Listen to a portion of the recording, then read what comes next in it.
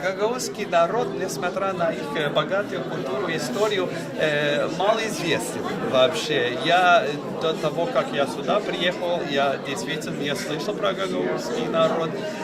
Я уже здесь 3 года в Республике Молдова, имел возможность сюда приезжать несколько раз.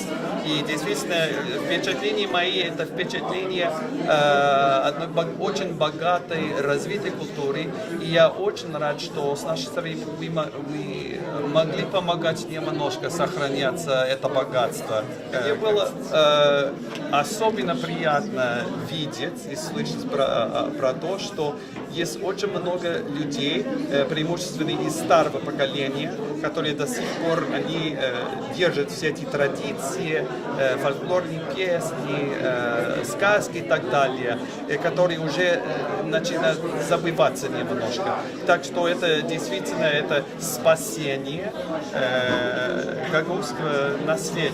И я думаю, что это очень-очень хороший подарок молодому поколению.